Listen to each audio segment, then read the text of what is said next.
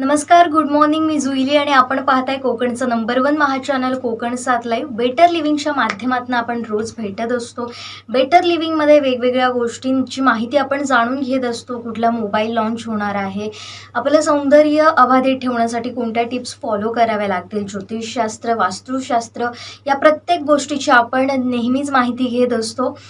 पण त्याचबरोबर सुरुवातीला पाहूयात काल दिवसभरात नेमकं काय काय घडलं, अशा कुठल्या गोष्टी आहेत ज्या आजच्या दिवसात कालच्या गोष्टींचा प्रभाव पाडणार आहे. तर हे आहे आजचा कोकण 7 आणि कोकण 7च्या पहिल्याच पानावर काय नेमक्या बातम्या आहेत ते मी तुम्हाला सांगणार आहे.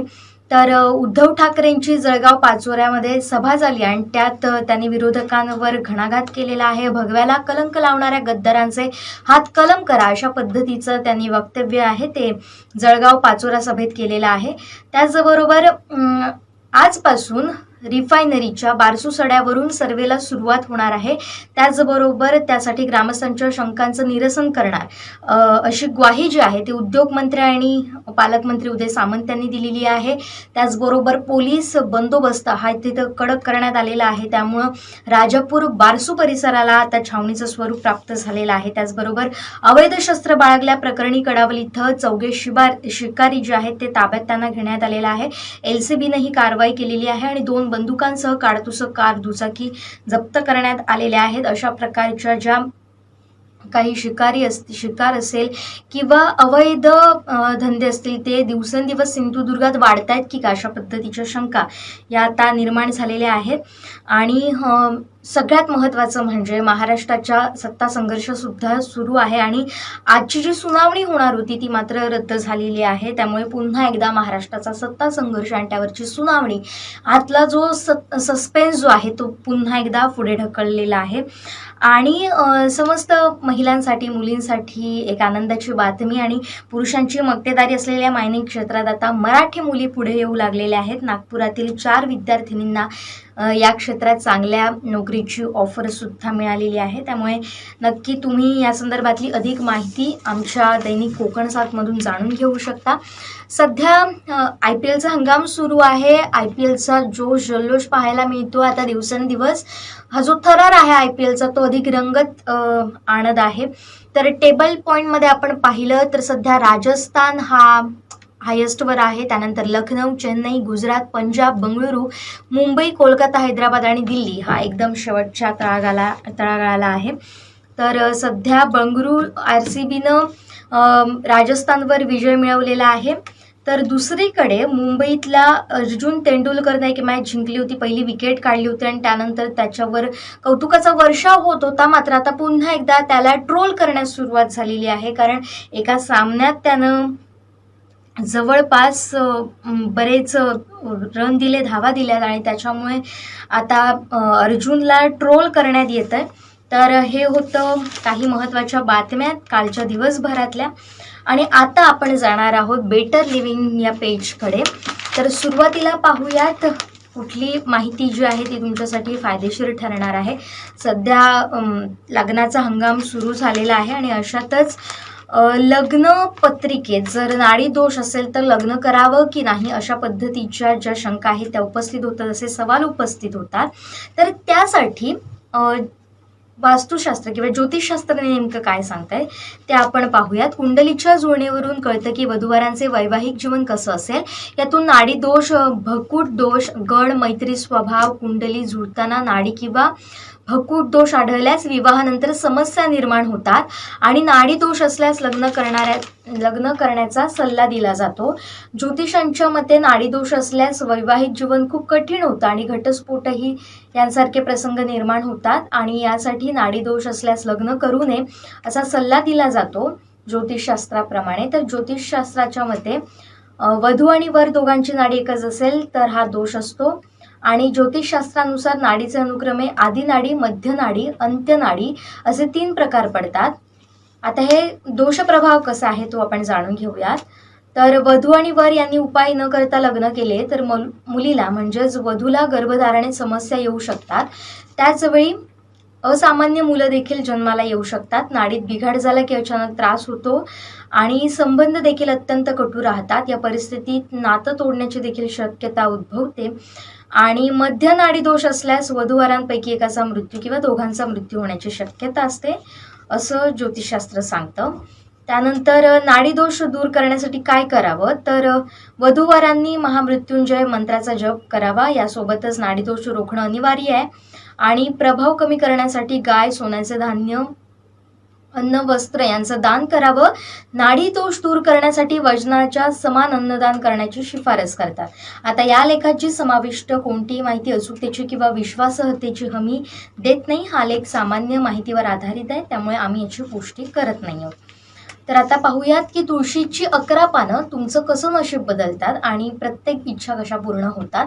तर आपण जाणतोच की हिंदू धर्मात तुळशीला महत्त्वाचं स्थान आहे, पवित्र मानलं जातं आणि हे तुळशी रोप जवळजवळ प्रत्येक हिंदू घरात आढळतं. तर अशी काही मनापासून इच्छा असेल जी तुम्ही अनेक दिवसांपासून मनात दाबून ठेवत आहात, तर ती पूर्ण करण्यासाठी रविवारी किंवा एकादशीच्या दिवशी तुळशीची 11 पानं तोडा, चांगली धुवून वाळवा आणि हनुमानजींना अर्पण केलेल्या केशरी सिंदुरात तेल मिसळा. केशरीच्या पानांवर रामाचं नाव लिहा आणि पानांची माळ बनवा. बजरंग बलीला अर्पण करा आणि तुमची इच्छा सांगा. श्रद्धेनुसार असं केल्यास तुमची इच्छा लवकरच पूर्ण होईल. जर तुम्ही केलेली कामं बिघडत असतील, नशीब तुम्हाला साथ देत नसेल, तर पिठाचा दिवा बनवा. त्यात चिमूटभर हळद टाका आणि संध्याकाळी तुळशी समोर दिवा लावा. दिवा तुळशीच्या मुळांमध्ये उत्तर दिशेला ठेवल्यास नशीब साथ देतं आणि थांबलेली कामं होतात, असं वास्तुशास्त्र सांगतं. आता नेहमीच आपण पाहतो तर महिला डागविरहित महिलांना त्वचा आवडते. ऑफकोर्स सगळ्यांनाच आवडते, मात्र महिला यासाठी विशेष काळजी घेतात. तर तुम्ही घरच्या घरी डागविरहित जर तुम्हाला त्वचा हवी असेल तर त्यासाठी मीठ हा सर्वोत्तम पर्याय आहे. तर तो कसा ते जाणून घेऊया. एका बाउलमध्ये मिठात काही थेंब लिंबाचा रस टाकून हलक्या हातानं स्क्रब करा. पुरळ मृत त्वचा, ब्लॅक व्हाईट दूर होण्यास मदत होते. त्यानंतर हे स्क्रब आठवड्यातून 2दा प्रयोगात आणू शकता. पिंपल्स दूर करण्यासाठी सुद्धा याचा फायदा होऊ शकतो. तर आवडत्या तेलात मीठ टाकून तुम्ही स्क्रब करावं, पिंपल्स नाहीसे होतात. बदामाचं तेलही वापरू शकता. त्यानंतर टॅनिंग दूर करण्यासाठी सुद्धा मिठाचा वापर करता येतो. अशा पद्धतीनं जर तुम्ही त्याचा आठवड्यातून एकदा वापर केल्यास तुमची त्वचा डागविरहित नक्कीच होईल. आता पाहूयात अशा 4 स्टेप्स त्यानं आपण समोरच्या व्यक्तीवर इम्प्रेशन पाडू शकतो, इम्प्रेस करू शकतो. विशेषतः आपण जेव्हा नोकरीच्या बाबतीत इंटरव्ह्यूसाठी जातो तेव्हा आपली पर्सनॅलिटी हा बराच इम्पॅक्ट करत असते. त्यावरून आपलं व्यक्तिमत्व ठरत असतं आणि त्यावरून लोक जजही करत असतात. आणि तर first impression is a last impression असं नेहमीच म्हटलं जातं. त्या पद्धतीनं जर आपण पाहायला गेलं तर आपण आपली लाईफस्टाईल कशी ठेवावी, कशा पद्धतीनं आपलं जे काही पेहराव असा तो नेमका कसा असावा ते जाणून घेऊया. कोणालाही पहिल्यांदा भेटायला जात असाल तर first impression is a last impression ही गोष्ट मेंदूत आपल्या कायमच असते आणि ही तुम्ही शिरवून घ्या. आणि पहिल्या भेटीत आपण समोरच्याची पसंत बनला नाही तर दुसरी संधी मिळणार तरी कुठे. त्यामुळे दुसऱ्यांदा संधी मिळाली तरी आपल्याकडे पहिल्यांदा आपण नॉट सो इम्प्रेसिव्ह होता या टॅगसह पाळण्यात येईल आणि ती इमेज पुसण्यासाठी खूप मेहनत घ्यावी लागेल. यापेक्षा पहिल्याच भेटीत ती फोडून टाका. लोकांशी जुळण्याचा प्रयत्न करा. पहिली भेट असेल तर आपण गर्विष्ठ आहात हे जे समज आहेत ते निर्मित होता कामा नये. समोरच्याला जाणून घेण्याचा प्रयत्न करा. केवळ आपण कसे आहोत हा प्रश्न पुरेसा नाही, म्हणून दुसरा प्रश्न अधिक सटीक आणि योग्य असला पाहिजे. अशा पद्धतीनं या गोष्टी काही आपण लक्षात ठेवल्या तर नक्कीच त्याचा आपल्याला फायदा होतो. आणि बुद्धी वाढवण्यासाठी काही गोष्टी तुमच्या ह्या आहारात असणं फार गरजेचं असतं. तर त्या कोणत्या ते जाणून घेऊयात. ब्रोकोली हिरव्या कोबीसारखी दिसणारी भाजी मेंदूत नवीन पेशी वाढवण्यास मदत करते आणि याचं सेवन केल्यानं मेंदू जलद कार्य करते आणि स्मृती सुधारते. अक्रोडचा तुम्ही वापर करू शकता. त्यानंतर साल्मन, साळवी, मासळी, tomato, dark chocolate, blueberry, green tea आणि पालक यासारख्या गोष्टींचा तुम्ही तुमच्या आहारात वापर करा आणि बुद्धी आणखीन तल्लख घडवा. त्यानंतर स्मार्टफोन किंवा या सगळ्या स्मार्ट गोष्टी वापरण्यासाठी काही महत्त्वाची बातमी आहे. तर भारतात आता OnePlus पॅड लॉन्च होतोय. तर ते कुठल्या दिवशी आणि त्याची प्रोसेस काय असेल तर ते जाणून घेऊयात. OnePlus पॅड जे तुम्ही जर वाट पाहत असाल तर ते आता भारतात लवकरच लॉन्च होणार आहे आणि त्याची पहिली झलक ही फेब्रुवारी महिन्यात झालेल्या OnePlus Cloud 11 इव्हेंटमध्ये पाहायला मिळाली होती. OnePlus पॅडला आता MediaTek Dimensity 9000 प्रोसेसर सोबत आणला आहे, परंतु कंपनीच्या विक्री आणि किमतीबाबत अद्याप कोणतीही माहिती दिलेली नाही आहे. या टॅबला भारतात 28 एप्रिलला लॉन्च करण्यात येणार आहे अशी आता माहिती समोर आलेली आहे. त्यामुळे जर तुम्ही याच्यासाठी उत्सुक असाल तर 28 एप्रिलपर्यंत आता तुम्हाला वाट पाहावी लागणार आहे. त्याचबरोबर घरातच तुम्ही थिएटरचा आनंद कसा घेऊ शकता, तर त्यासाठी सोनीचा 80 इंचाचा टीव्ही यासाठी खूप चांगलं काम करेल. तर सोनीनी ब्राविया X80L सिरीजचा नवीन टीव्ही लॉन्च केलाय.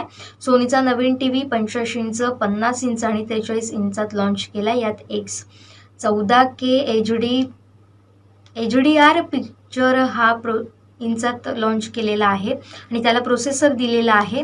त्यामुळे तुमच्यासाठी फार ही महत्त्वाची गोष्ट आहे. जर तुम्ही घरातच थिएटरचा आनंद लुटण्याचा प्रयत्नात असाल तर हा सोनीचा 80 इंचाचा टीव्ही तुम्ही नक्की खरेदी करू शकता. तर अशा पद्धतीनं अनेक महत्त्वाच्या विषयावर आज आपण बोललो.